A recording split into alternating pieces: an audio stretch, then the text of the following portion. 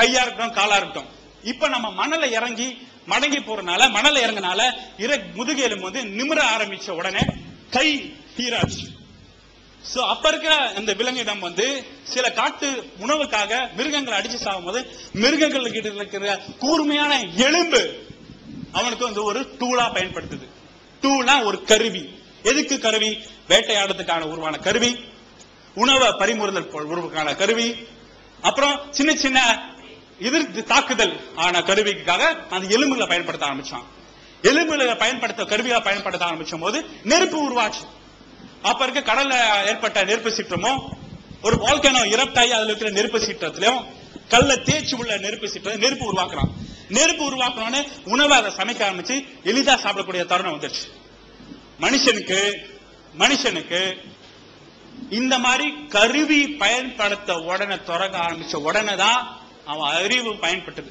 இப்ப ஸ்டிமுலஸ், இப்ப நீங்க பாத்தீங்கன்னா இப்ப டிமென்ஷியா பேஷண்ட்ஸ்லாம் என்ன எக்ஸ்பிளைன் பண்ணா சின்ன சின்ன மேக்ஸ் ப்ராப்ளம்ஸ் கொடுப்போம்.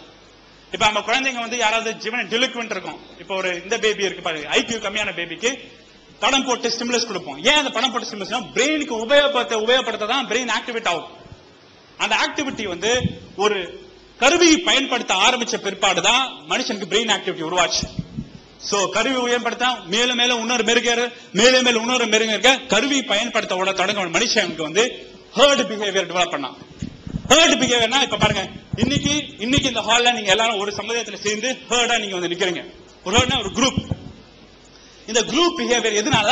உணவு தேடுதல். மறுபடியும் அடிப்படை தேவை உணவு தேடுதல்.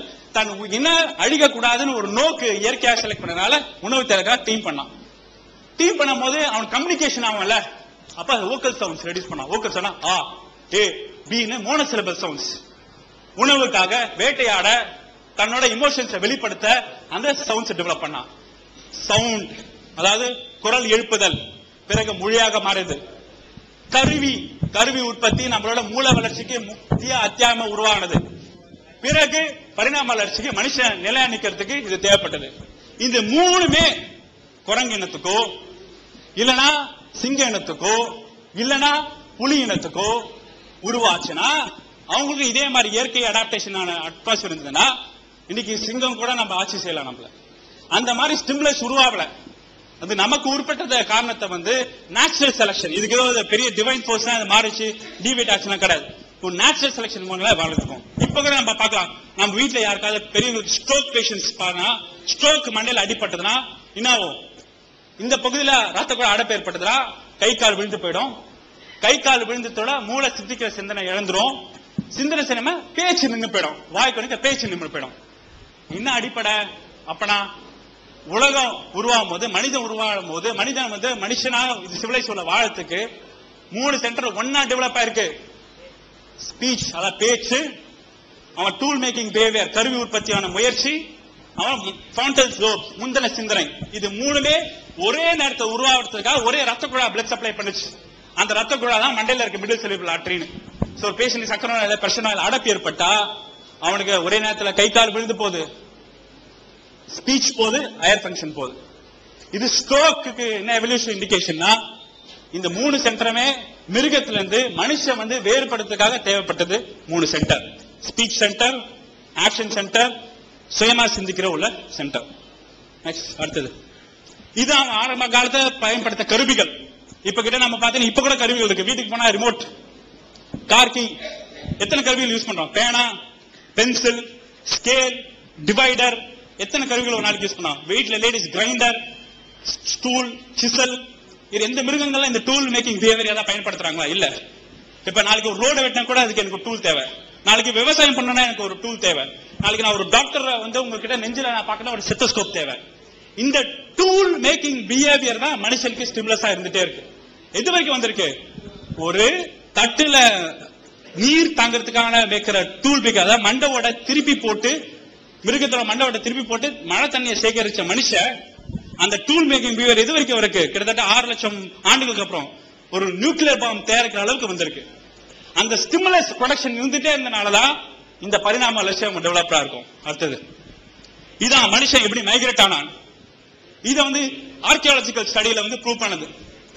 இது வந்து Africa, Australia and south America ஒரே கண்டமா இருக்கும் போது ஈஸ்ட் ஆப்பிரிக்காவில் ஒரிஜினேட் ஆன மனுஷன் எப்படி உணவு தேடுறதுக்காக பல்வேறு குரூப்பா பிரிஞ்சான். பல்வேறு குரூப்பா பிரியும் போது உள்ள மைக்ரேஷன் ஸ்டடிஸ் இது எந்தெந்த ஆண்டுகள் எப்பப்ப எங்க இருந்திருக்கான்னு பாத்தீங்கன்னா தெரியுது. கிட்டத்தட்ட அரேபிய நாடுகள் 40,000 ஆண்டுகள் முன்னாடி போயிருக்கான். ஐரோப்பிய கண்டத்துக்கு 60,000 ஆண்டுகள் முன்னாடி போயிருக்கான். ஆஸ்திரேலிய கண்டத்துக்கு 50,000 ஆண்டுகள் முன்னாடி போயிருக்கான். இந்த கில்பேட்டர் ஸ்ட்ரெய்ட் வழியா நார்த் அமெரிக்கா கண்டத்துக்கு 12,000 ஆண்டுகள் முன்னாடி போயிருக்கான். இந்த மைக்ரேஷன் எதனால உணவு தேடுதலுக்கான வேட்டை.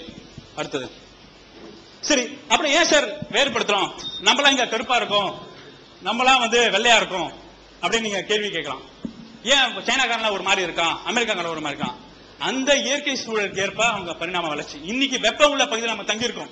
வெப்பம் உள்ள பகுதிக்கு நம்ம சூரிய வெளிச்சம் நமக்கு ஜாஸ்தி தேவையில்லை. கருப்பா ஸ்கின் டேனா வரனால டேன் ஆகி நம்ம கருப்பு இனத்துல கலர் வந்தது காரணம் சூரிய வெளிச்ச டிராபிக்கல் கண்ட்ரினாலதான். இதே வெள்ளைக்காரங்க வெள்ளையா இருக்கலாம் அப்படின்னு சொல்லிக்கலாம். ஏன்னா அங்க சூரிய வெளிச்சம் கம்மி. ஆனா பேல் ஸ்கின்னா தான் சூரிய அப்சார்ப்ஷன் ஆகி விட்டமின் டி ப்ரொடியூஸ் ஆகும். இது இயற்கை மாற்றம். இப்ப நம்மால யாராவது துபாய் போயிருந்தாரு வச்சுங்க, கிட்டத்தட்ட 10 வருஷம் கழிச்சு பார்த்தா கலர் மாதிரி வருவார். ஏதோ நம்ம அமெரிக்காவை கனடால சென்று போயினா கலர் சேஞ்சஸ் இருக்கும். ஏன் அந்த கலர் சேஞ்சஸ்னா சுற்றுப்புறல் சூழலுக்கு ஏற்ப இயற்கையின் மாற்றத்தின் அடிப்படையில் நம்ம கலர் சேஞ்சஸ் வரும். ஆனா ஒவ்வொரு செக்மெண்ட்ஸ் எங்க அவங்க டெம்பரேச்சர் கன்வென்ஷன் நம்ம வேரியேஷன்ஸா இருக்கும். Next slide. இது பன்னியோட உருவம். பன்னி ஒரு மேமல். அது கிட்டத்தட்ட பல்லாயிரக்கணக்கான வருஷம் முன்னாடி ஒரு உறுப்பா இருந்தது. அது மனுஷன் டைரக்டா உருவானதுக்கான சாத்தியக்கூறுகள் எதுவுமே இல்லைன்னு டிஸ்ப்ரூவ் ஆயிடுச்சு. Next slide. இதுதான் ஹோமினிட். நான் சொன்னல ஹோமினிட், அதாவது மனுஷனுக்கும் குரங்குக்கும் ஒரு காமன் ஆன்செஸ்டர் தான் வச்சுக்க. அது அந்த ஹோமினிட். எப்படி இரெக்ட் போஸ்டர் ஆகி உள்ள மனுஷன் நிமித்தியா நிக்கிறான். அது ஸ்லைட். அதான் இந்த எக்ஸ்பிளேஷன் தான். ஏன் சார் இப்ப இருக்க சிம்பன்சிஸ் ஏன் சார் வளரல, இப்ப இருக்க கொரில்லா ஏன் சார் வளரல அப்படின்னு நீங்க கேட்கலாம். நீங்க பாத்தீங்கன்னா இந்த மனுஷனுக்கும் சிம்பன்சிஸ்க்கும் குரங்குக்கும் ஒரு காமன் ஆன்செஸ்டர் ஹோமினிட் கிட்டத்தட்ட 60,000 வருஷத்துக்கு முன்னாடி இருந்தனால மணல்ல உணவு தேட ஆரம்பிச்ச மனுஷ குரூப் மட்டும் தான் இன்னைக்கு ஹோமோ சாப்பியன்ஸா நம்ம நிக்கிறோம். உணவுப் பொருட்கள் எங்க மரத்தடியிலே நிறையவே இருக்குன்னு ரீட்டைன் பண்ணனால சிம்பன்சிஸ் அந்த செக்மெண்ட்ல இருக்காங்க. கொரில்லா நமக்கு முன்னாடியே டிசென்ட் ஆன குரூப். ஆர்கன்டிவன் நமக்கு முன்னாடியே டிசென்ட் ஆன குரூப். சோ குரங்குல இருந்து மனுஷன் வந்தா, குரங்குல இருந்து மனுஷன் வந்தது இல்ல. குரங்குகள் நம்ம கசின் பிரதர்ஸ்னா நமக்கும் குரங்குக்கும் ஒரு 2% ஜீன் டிஃபரன்ஸ் தான் இருக்கு. ஒரு நமக்கு குரங்குக்கு ஒரு காமன் மூதாதியர் 60 வருஷம் ஆனனால நம்ம ஒரு பிரான்ச் மனுஷனாக மெருகேறிட்டோம், ஒரு பிரான்ச் சிம்பன்சிஸா இருக்கும். அப்ப சிம்பன்சிஸ்க்குலாம் அறிவு இல்லையா, மூளை வளர்ச்சி இல்லையா கேட்கலாம். சிம்பன்சிஸ்க்கு மனுஷனோட கன்ஸ்ட்ரக்டிவ் ஸ்கில்ஸ்க்கு மூளை வளர்ச்சி இருக்கு. அந்த சிம் டெஸ்ட் போடுங்க. சிம் டெஸ்ட் வீடியோ சிம்ப் இல்ல அது அடுத்து நெக்ஸ்ட் சிம் டெஸ்ட். இது ஜப்பான்ல கியோட்டோ என்வாயர்மெண்ட்ல ஒரு சிம் டெஸ்ட் பண்ணாங்க. அதாவது நம்பர்ஸ் டிஸ்ப்ளே பண்ணிட்டு பண்ணாங்க. Kyoto Primate Research Institute in Japan has devised a memory test for the chimpanzees. His star pupil is a 7-year-old chimpanzee. Show him the numbers 1 to 9 and he'll put them in the right order, pointing to them one by one. Every time he gets it right, he receives a treat, a tiny half a raisin. But now, the researchers make as soon as the chimpanzee is one, the rest of the numbers are hidden. He has to remember where the இது கயோட்டோ ஜப்பான்ல இதுக்காக Nobel prize வாங்குறாங்க அந்த எக்ஸ்பெரிமெண்டால. The positioning of the numbers is totally random. அதே மாதிரி 1 2 3 4 5 6 7 8 எந்த வகையான combinations வந்தாலும் மங்கி கரெக்ட்டா சிம்பன்சி அடையாளப்படுத்தும். அவர் என்ன சொல்றாருன்னா 0.65% செகண்ட்ல 0.65 செகண்ட்ஸ்ல மங்கிக்கு பண்ண சக்திகள் இருக்கு அப்படின்னு இந்த கரெக்டா ப்ரொஃபசர் சொல்றாரு. இப்ப பாருங்க, இப்ப ஸ்பீட் ரெடியூஸ் பண்றாங்க. No, try again. இப்ப ஸ்லோப்ஸ் இப்ப நீங்க ஒரு தடவை பாத்தீங்க, நீங்க ட்ரை பண்ணுங்க. We'll run the sequence at half speed. நீங்களே ட்ரை பண்ணலாம்.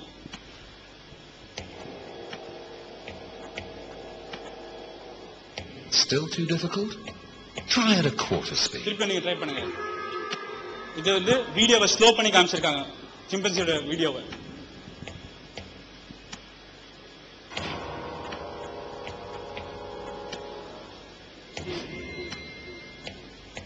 Back to full speed And you get an idea of how extraordinary this எவ்வளவு chimpanzee's ஃபாஸ்டா memory சிம்பன்சி is. பண்ணது பாருங்க. இது இப்ப நம்ம குழந்தைங்களுக்கு பண்றாங்க, 8 வயசு உள்ள குழந்தைங்களுக்கு. அவங்களால பண்ண முடியுதா பாக்குறாங்க. 8 வயசு ஆண் குழந்தை பெண் குழந்தைக்கு பண்றாங்க. This sort of short-term நமக்கு கஷ்டமா memory இருக்கு. task. We've asked some 9-year-olds to have a go. They take a lot longer studying the numbers before they start. And even then, most of the time, they only get 4 or 5 right.